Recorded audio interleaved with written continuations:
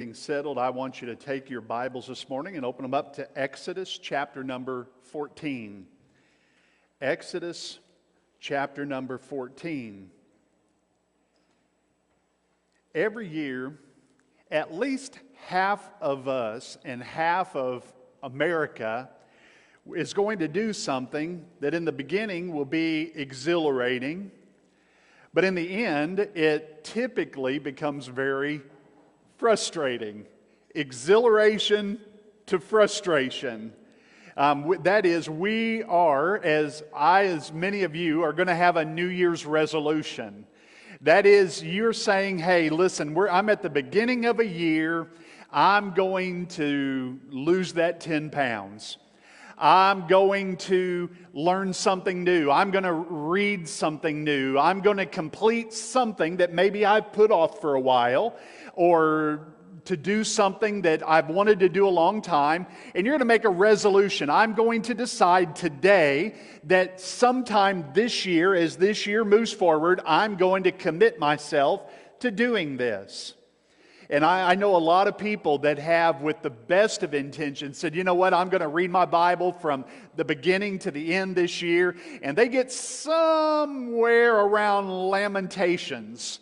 And they just fall off the wagon, never to get back on. Sometimes those exhilarating times turn to frustrating times. I understand that. And yet, we still are a people that are kind of future-driven. We like to have a goal out there in front of us, whether it be in business or whether it be something social or something personal. We like to have goals. It gives us something to strive for, something to look forward to, something to work toward. According to USA.gov, our government, the top 10 resolutions that Americans make every New Year's Day are as follows. Number 1, guess what it is? How'd you know that? Coming right off Christmas cookies and pecan pie and all of those things, the number 1 resolution, lose weight. People buy gym memberships in January more than any time of the year. People join weight loss clubs, Jenny Craig, Nutrisystem, all those things. They join those more in January than any other time of the year. Number 1, lose weight. Number 2, which also kind of goes along with Christmas, to manage debt or save money. Those two go together. I want to pay down a credit card that maybe I used too much at Christmas. I want to get rid of that debt, or I want to save some money. Number 3, these all kind of tie together. Get physically fit. I want to, kind of not just focus on losing weight, but I want to get more healthy. So they join gyms. They start going to the gym 5 days a week, twice a day. They get on that treadmill. They lose about 3 pounds. They thought, oh, that's good enough. I've met my goal. I'm done for the year now. Where's the cookies? The next one, this kind of goes together too, eating more healthy. Eating more healthy, getting away from the pie and the cookies and getting back to the vegetables and the fruit and things like that. Learn something new. That's number 5. Maybe a new language, maybe something else. Learn something new. Number 6, drink less alcohol. Number 7, quit smoking. That's in the top 10.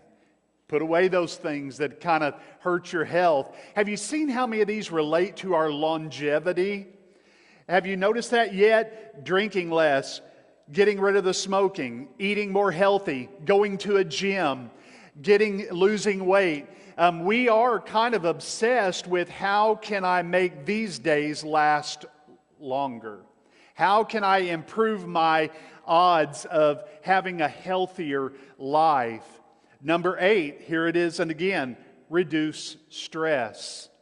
Boy, wouldn't we all love to do that? Coming right out of Christmas time, the hustle and bustle and the running here and there and everywhere. And, oh, did I get a gift for them? Oh, I didn't know they were going to be here. Oh, I forgot a stocking. Where did that stocking go? Where is this? Where is that? Stress, stress, stress. Sometimes in the new year, it's good just to do this. There's something very relaxing about that. Just taking a moment, taking a big deep breath, and just starting a day new. Here's number 9. Take a trip somewhere. And it doesn't have to be to a faraway place, although those are always fun. It could just be a day trip to get away somewhere, to go somewhere maybe you haven't been before. Go down to the riverfront. Go to the lake. Something just to get away.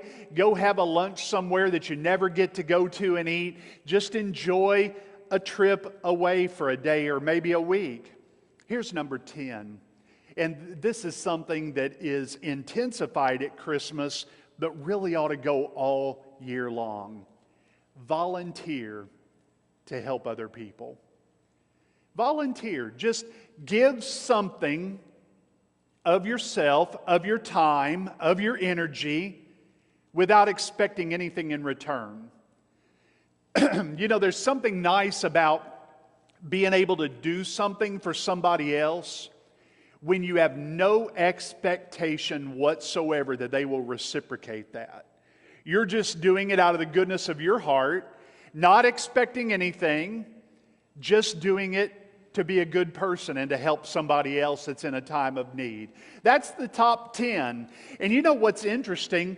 Sometimes those get jumbled around a little bit, but those top 10 stay pretty consistent year after year after year after year. And listen, they're all good resolutions, right? I mean, we would affirm all of those as thinking, wow, that's pretty good. I think I'd be on board for any of that.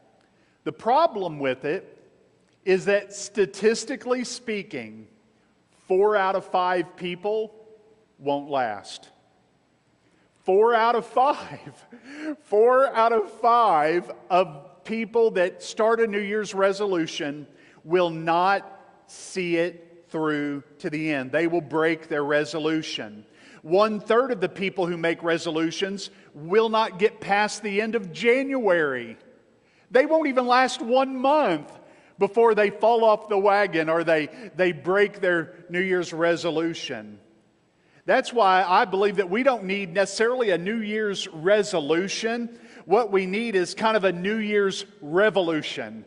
We need to do something that is lasting and something that is great and something that is impactful as we continue to move through the year.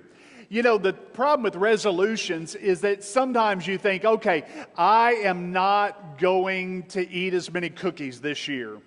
Well, I don't know of anybody that counts the cookies. I mean, I'd be ashamed if I did. But we don't know that, but we set that. But then the problem is we eat a cookie and we think, well, that's that. I'm just go about my life then. And we just start to eat whatever we want without any consideration. That's a resolution. Once it's broken in our mind, we think, oh, it's just done. I blew it, maybe next year. But if you have a revolution, that means that we're starting a movement in a direction. It doesn't mean that we won't have the occasional cookie, that we won't have the occasional problem, or we won't fall off the wagon occasionally, but it means that we've set our mind towards something that's going to continue on even when we stumble along the way. I don't know about you, I stumble plenty, don't you? There's plenty of times I stumble along the way. There's plenty of times that I have that second piece of pecan pie when I know full well I don't need it and shouldn't have it. We call that life, right? That's living life. That's enjoying a holiday. Maybe it's a little gluttonous, but it's okay once in a while, occasionally. But a revolution is something that even when you have that momentary slip, you still get back on and you think, I'm still working toward a goal. Just because I missed it today doesn't mean tomorrow I won't hit it. So I'm going to keep moving toward this revolutionary idea that I'm changing the trajectory of my life. I'm going in a positive direction. And even though I might stumble along the way, I'm going to keep moving forward. There's a big difference between the two. Do you see that? There's a big difference between them. Not long ago, we completed a series of messages about heroes in the Bible. And we looked at the story of Moses, a powerful, powerful figure in the Bible. A man that the Bible said in so many words that he had kind of a stuttering problem. The Bible puts it this way, that he was slow of speech. That means it was hard to get things out when he needed to get it out.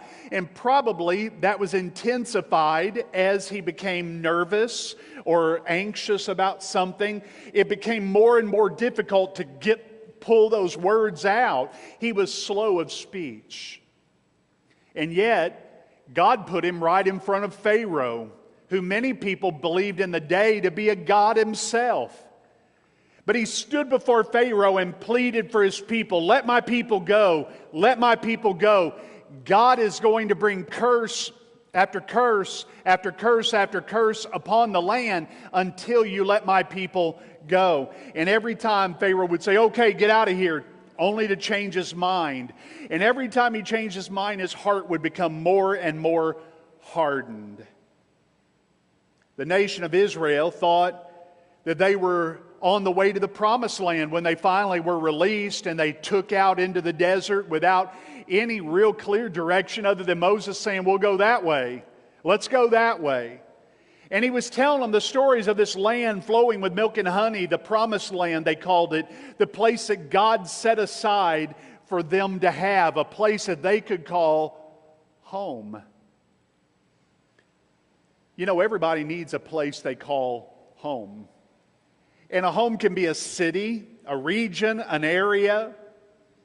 You know, that's one thing that I'm so thankful that our kids have had, even though we've moved several times over our life.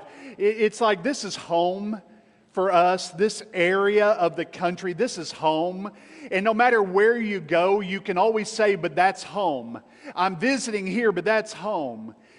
The nation of Israel never really had that. This generation that was set forth into the wilderness really didn't have that. They had been in bondage, some of them, since birth. They knew nothing except being a slave. And now they've been turned out into the wilderness. Pharaoh has finally let them go. And they're right at the edge of the promised land. I want you to look at chapter number 14, and we're going to drop down to verse number 5. I'm going to read several verses, but we're really going to focus on a latter verse, verse number 13. At verse number 5, it says, "Now it was told the king of Egypt that the people had fled, and the heart of Pharaoh and his servants was turned against the people. And they said, 'Why have we done this, that we have let Israel go from serving us?' So he made ready his chariot and took his people with him. He also took 600 choice chariots and all the chariots of Egypt with captains over every one of them. And the Lord hardened the heart of Pharaoh, king of Egypt, and he pursued the children of Israel.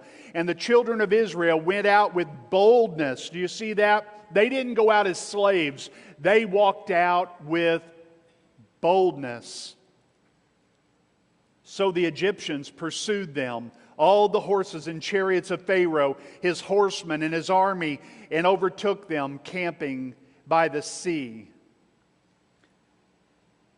At the same time this was taking place, there was some funk among the people of God. They began to question Moses. They began to question his leadership. They began to question his decisions. They began to question his judgment. They began to question the motives. Why did we leave? Why did we leave that place? At least we had food. At least we had somewhere to sleep. At least we had a roof over our head. You see, they're free now, but there's a part of them that's longing to be slaves again. You know, even if you have bad leadership and bad circumstances, if you know what's going to happen, there is a security in that. They had security, but they were secure as slaves. So there began some dissension in the ranks. And God had called Moses to lead, but they began to groan and complain and some grumbling. You see, the people then were the same as people today. The only thing different about us is that we move faster, we listen to things that are louder, and we dress differently. Apart from that, people are still people, the same. They're the same everywhere you go. They trusted God to get them through the big problems of their life, but they would not trust the Lord with the day-to-day details. Do you get that? Oh Lord, if you get me through this huge problem that I'm facing right now, then I'll be yours. I'll serve you. I'll do whatever you want me to do.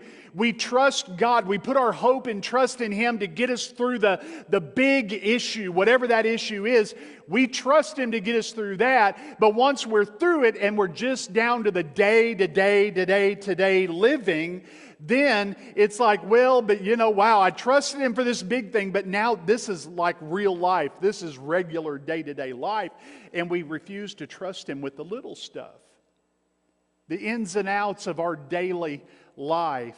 And when we do that, instead of looking to the Lord and trust in the Lord, we start to take things back into our own hands. I can do this myself. I don't need the Lord's help here. I'll trust Him for the big stuff, but I'll handle the little stuff. I'll handle the day in and day out things. I'll do that. I'm capable of doing that. And we start neglecting our relationship with the Lord, and we stop looking to the Lord for the day-to-day ins and outs of life. As if that weren't all bad enough, the armies of Pharaoh are now in eyeshot. They see the cloud coming as the horses and chariots are stirring up the dust. They see it all on the horizon. They know that their doom is inevitable. You can hear the tension, the angst in their voice. Look at verse number 10. And when Pharaoh drew near, the children of Israel lifted their eyes, and behold, the Egyptians marched after them. So they were very afraid, and the children of Israel cried out to the Lord.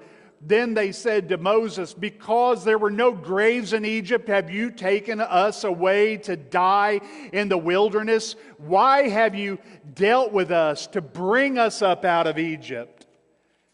Do you hear these ingrates? Do you hear what they're saying? First of all, they cried out to the Lord, Lord, why have you forsaken us? You brought us out of Egypt for this? Why have you let us down? Then, after they complained to the Lord, then they turned their attention back to Moses again. Were there not enough graves in Egypt? Were all of us going to fill the graveyard? So you brought us out here in the wilderness so we could just die out in the desert? Was that the plan, Moses? Are you in cahoots with Pharaoh? Did you bring us out here just to simply die? This is the man that put everything on the line for them. Everything on the line for them. And now they're complaining. And they have the audacity to think that somehow Pharaoh is doing this to get rid of them. No matter what is going on, they're scared. You can hear it in their voice. They are terrified that their doom is approaching. Look at verse number 12. Is it not the word that we told you in Egypt, saying, let us alone, that we may serve the Egyptians? For it would have been better for us to serve the Egyptians than we should die in the wilderness. They have gone from boldly leaving to bawling like babies. Just like that. Do you see it? I mean, just several verses ago it said they left boldly. They were strutting out of Egypt like, our God has beaten Pharaoh. We have won. God broke him down and we are free. And they marched out of Egypt with their heads held high. Now they're crying like babies. Just like that. Just like that. I mean, no one's been hurt yet. Do you see that? Not one person has been hurt yet. No one has been attacked. Nobody has been killed. Nobody has been assaulted. Nothing has happened. And they're already saying, you know, it was better for us to be slaves. It was just so much better. I could bear the beatings every day. It was better to be a slave than it is to be out here with you. What a great leader Moses was. What a great leader. You learn so much from Moses. Listen to the confidence in his voice as he engages the people of God. Look at verse number 13. And Moses said to the people, "Do not be afraid. Stand still and see the salvation of the Lord, which He will accomplish for you today. For the Egyptians whom you see today, you shall see again no more forever." Verse 14, "The Lord will fight for you, and you shall hold your peace." Now, some of you are thinking to yourself right now, well, this is a great Bible story, but we talked about Moses. What does this have to do with a new year? What does it have to do with the beginning of 2022?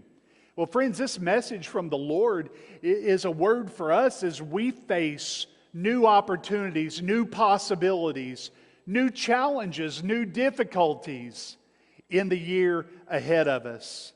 Like the children of Israel, you and I, we are standing today on the threshold of a brand new year, a brand new opportunity, a year of a new beginning. Some have trembling within us, but the message that we hear from Moses as they faced imminent doom speaks to our hearts as we look toward victory, as Moses says what the angels had said as we looked at just for the last few weeks. Do not be afraid. Don't be afraid. Fear not. How many times have we seen that just over the last few weeks as angels appeared to Joseph, angels appeared to Mary, angels are appearing to shepherds, they're appearing everywhere. And universally, don't be afraid. Don't be afraid. Fear not. I bring you good tidings.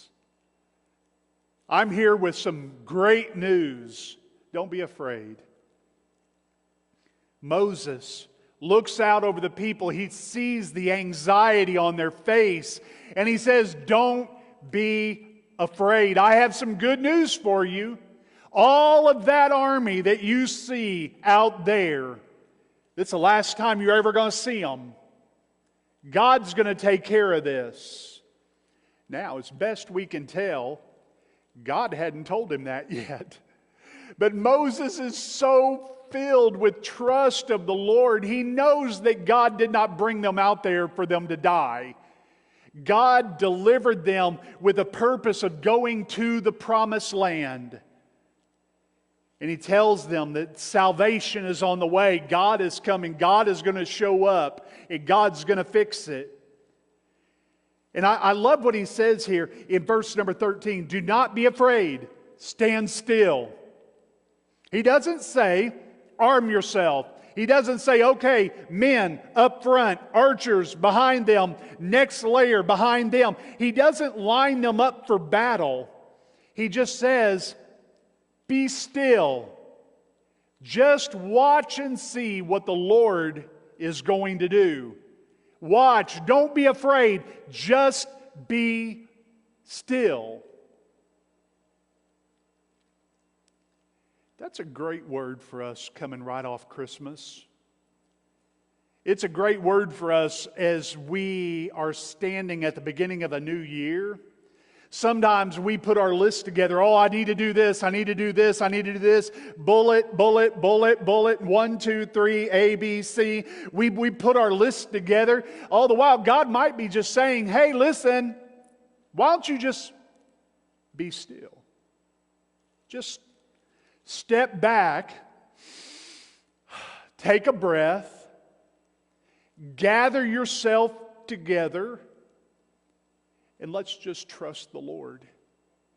Let's try that. Let's just trust the Lord. Now, it's easy for me to stand here and tell you that. It's a lot more difficult to live it out day in and day out. I get that. I understand that. It is for me as well. This is the easy part. It's fleshing that out every day that gets hard. Be still. Don't be afraid. Stand still. Trust the Lord. It's a great Bible story. It's a Bible story about opportunities and about the Lord's guidance, about the Lord's protection, about the Lord's deliverance. Our hearts may tremble inside of us from time to time, but the word is the same. Do not be afraid. Stand still and see the salvation of the Lord. Listen, the Lord does expect His children to walk by faith and not by sight, but that never means to walk blindly in the world that we live in. It never means to go without any direction. That's not what that means. Isaiah chapter 30 and verse number 21 clearly says it's God's directive to Isaiah. He said, "This is the way, walk in it." This is it. Isaiah, I'm telling you, I'm giving you direction. Walk in this way. You see, God gives us direction because He is the light of the world. Light has the purpose of providing direction, giving us vision, allowing us to see. We have this assurance in John chapter 8 and verse number 12 that He is the light of life on our daily pathway. It's for that very reason that you and I are able to go forward with the Lord. So how is it that we are to go forward? How does Water's Edge Church move forward in this year as we trust the Lord? How are we to move forward? Well, number one, by relying on the strength of the Lord and not our own strength. That's a lot to write down. You could put it this way: His strength, not mine. That's a simpler way to do it. To trust in the strength of the Lord. Now listen, do you think that there's any challenge out there that our church could face that the Lord is not capable of bringing us through? You really believe that? Is there any? Because I can point you in the direction of Mayfield, Kentucky, Dixon, Kentucky, Hopkinsville, Kentucky. I could point you in a lot of different directions of churches that lost their entire buildings, but their faith in the Lord hasn't wavered, not even a fraction. They're still gathered together today, worshiping the Lord together. They're still gathered together by faith, joining hands with one another, believing and knowing beyond any shadow of a doubt that God is in the middle of that and that God will bring them through that. And these sticks and bricks are just a building where the church gathers together. Wherever two or more are gathered, the Lord is there with them, and that's the church.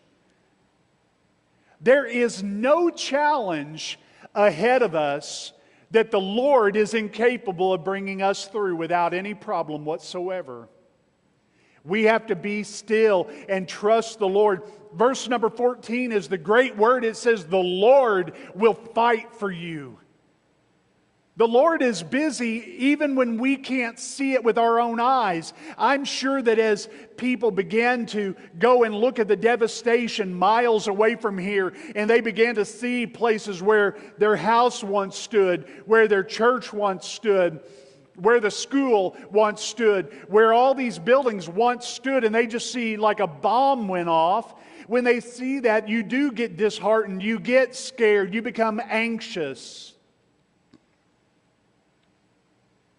But then you understand that the Lord is also in the middle of that.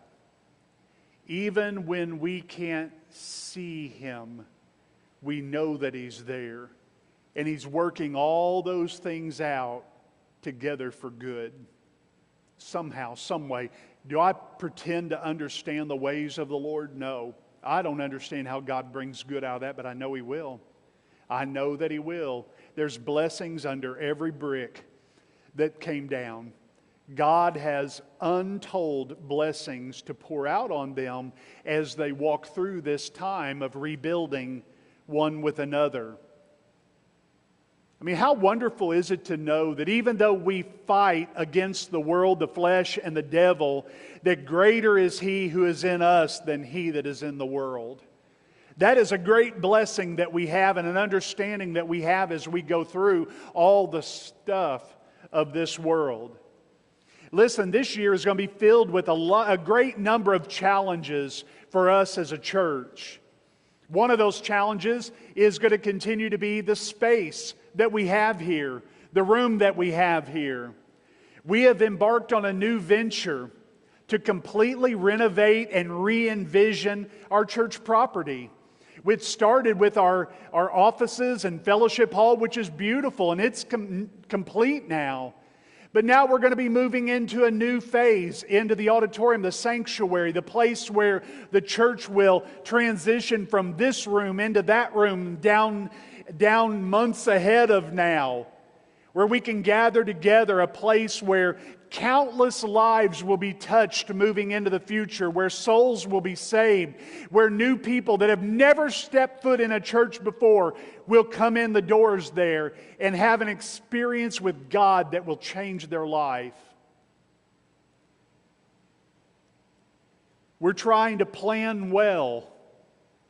We're trying to be in touch with the right people.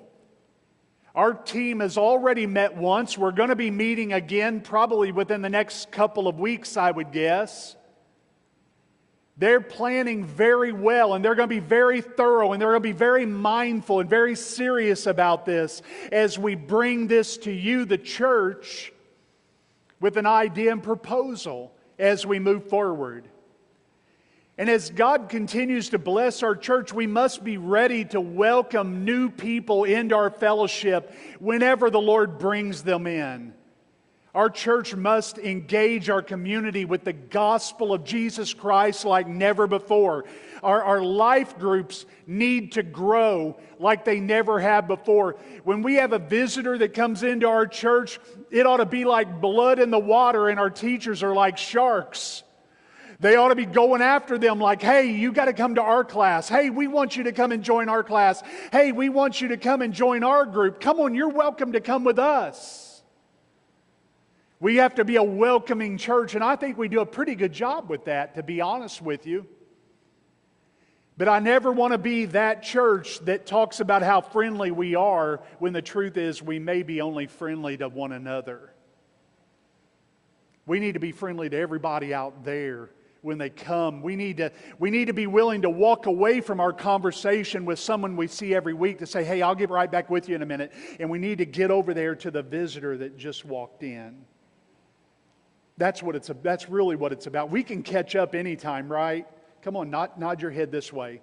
We can catch up anytime, but we only have one opportunity maybe to engage someone that is our guest, that has come in here, that the Lord has brought here to our church fellowship. We have one opportunity to get to them and say, man, I'm so glad you're here. I'm Carl. What's your name?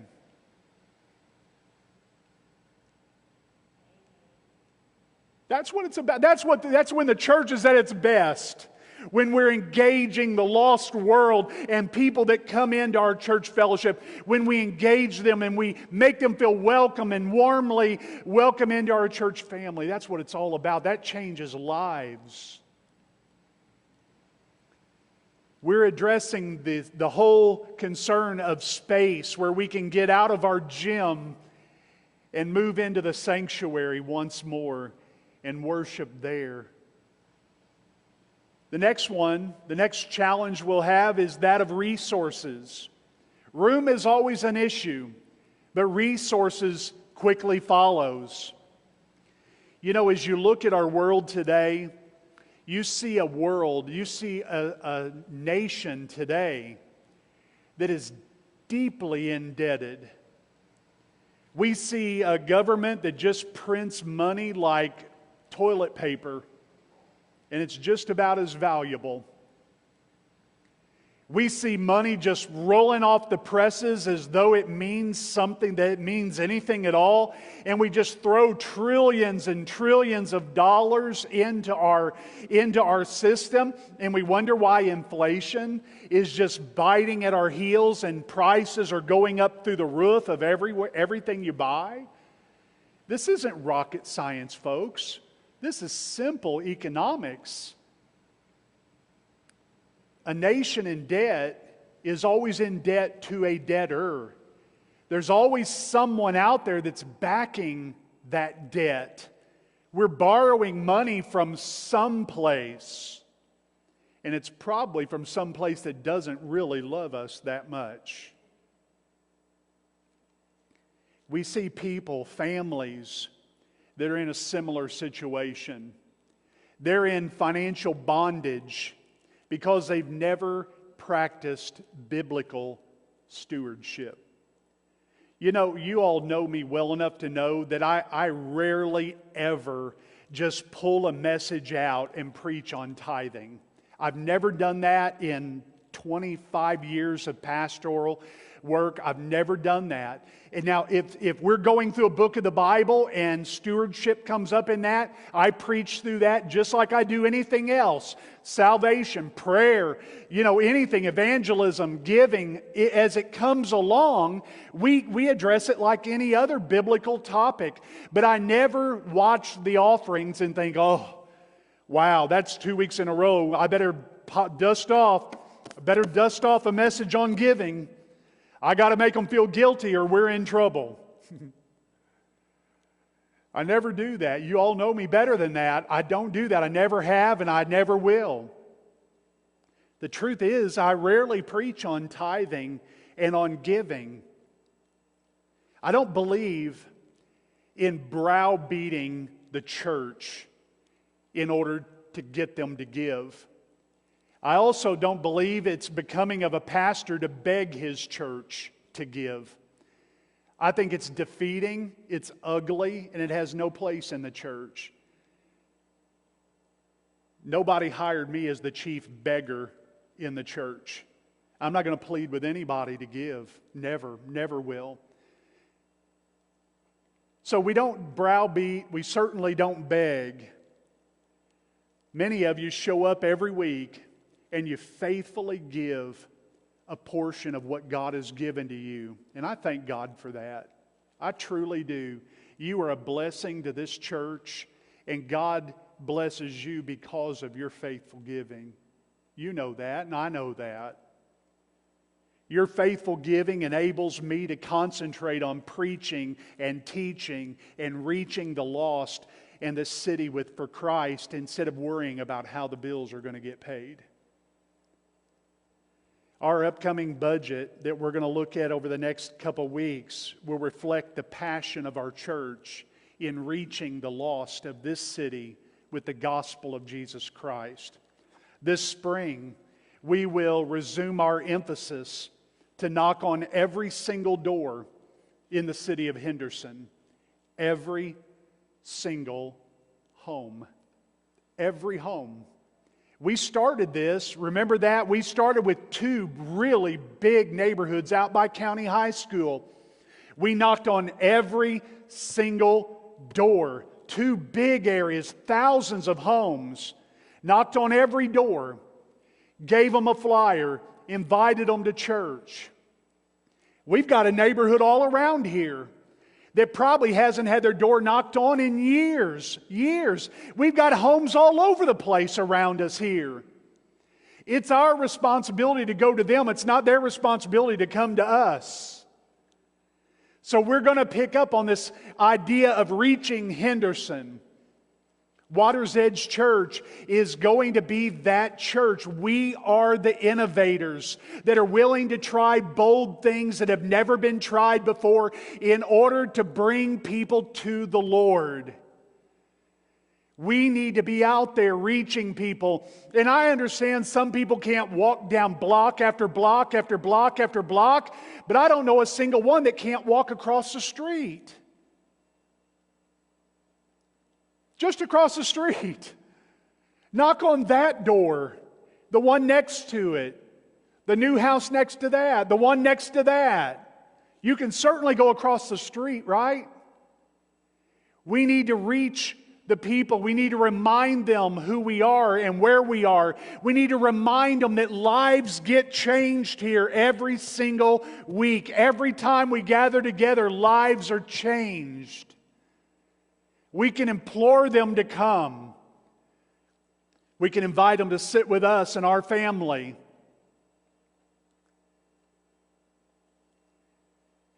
The idea behind this and how this is tied together with our space is that we simply can't become the church that the Lord would have us to become if we're not faithfully giving and attending the way the Lord expects us to. And I'm always a bit disheartened when I talk to people and they say, "Pastor, you just don't understand. We can't give." I mean, we have our cell phone to pay for. We have our cable TV to pay for. We have the new house payment. We have the new car payments. We have the new, you get where I'm coming from, right? You see, life is not about can I or can't I. It's about where are my priorities? Where do my priorities lie? That's really what it always comes down to. It comes down to priorities. And for someone to say, I can't give, is to call God a liar. God never commands you to do anything that He hasn't already equipped you to do. Okay? You follow me? Are you catching what I'm laying down out there? Okay, if God said, "Thou shalt run the mile in under 7 minutes," that may not be possible for some people. Okay, but God didn't say, "Thou shalt run the mile in under 7 minutes." Okay, God didn't even say, "Thou shalt run a mile" at all. So God never gives you a command that you are not able to abide by. If you make $100, $10 belongs to the Lord. It is holy unto the Lord. That's what the Bible says. I'm not making this up. This is not the Osborne Standard Version of the Bible. This is biblical teaching. If you make $1, a dime of that is holy unto the Lord. If you make $10, $1 of that is holy unto the Lord. It belongs to God. If you make $100, $10 of that belongs to the Lord. If you make $1,000, $100 is holy unto the Lord. Are you getting this? If you make $100,000, $10,000 is holy unto the Lord. It doesn't cap out. As God blesses you, you become a blessing proportionate to the blessings of God.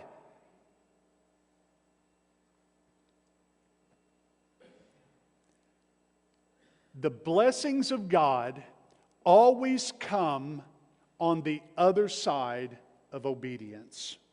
I've said that 1,000 times to you, and I'll say it 1,000 more. The blessings of God always come on the other side of obedience.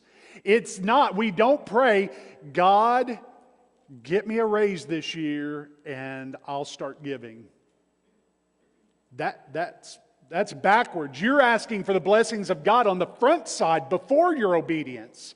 But the blessings of God come on the other side of obedience. That means that you put your life into action and God responds to that.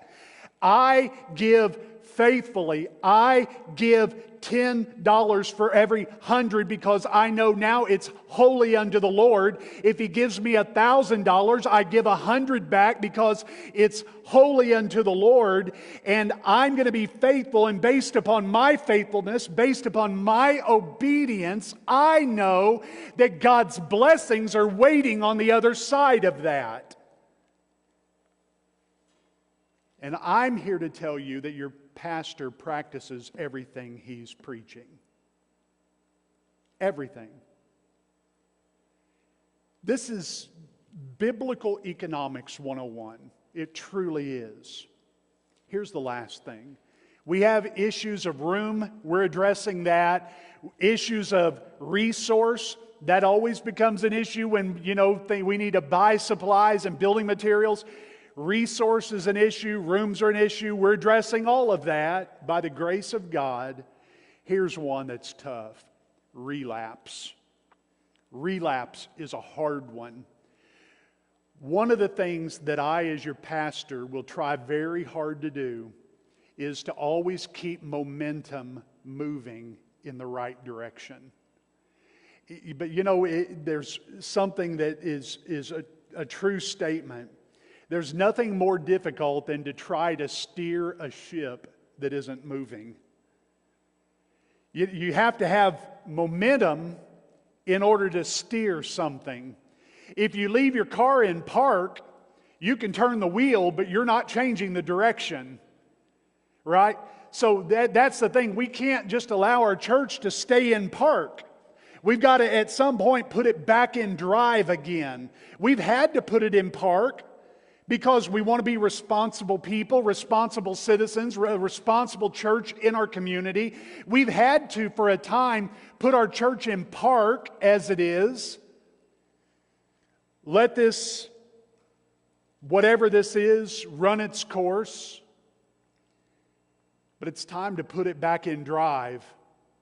And I will do my dead level best to steer us in the right direction as we do. You see, momentum is a powerful thing. Momentum is something that keeps you moving, and the more you move, the faster it moves. Sometimes momentum is a difficult thing to get going in the right direction. One of the greatest challenges in the upcoming year will be not to allow ourselves to fall into ruts that can dog us and beat us down as a church. We have to learn to think outside the box, do things we've never done before, try new things, try new ideas, not be worried about failure or potential failure. If something fails, we'll just make a note. Don't ever do that again. That was really dumb. But at least try it. Try new things, explore ideas, be creative as we reach the generations that will come behind us. We have to do all we can without ever watering down the gospel of Jesus Christ. This is done when the Lord's people get fired up to do something great for the Lord. President Harry S. Truman once said, if you can't stand the heat, get out of the kitchen. But friends, for our church members, we're not looking for people who can stand the heat. We're looking for people that can generate some heat. People that are excited, that want to do something for the Lord, that want to be engaged in the church to do the work of ministry, to reach the lost with the gospel of Jesus Christ, that's willing to knock on a door. It is uncomfortable. It makes you uneasy. It's weird in this day and age. But listen, at the time when the churches grew the fastest, you know what they were doing? They were knocking on doors. It's not rocket science. It's this. This is what it is. This is what builds churches. Door after door after door after door after door after door. When we do that, the blessings of God come on the other side of obedience. As we go, God will grow. As we get out there, God will bless. As we faithfully evangelize the neighborhood around us and the city of Henderson, God will bless us. It's always on the other side of obedience. That's it. That's where I see us in the new year. As we stand here in January, right after New Year's Day, this is where we're headed. This is the direction we're going to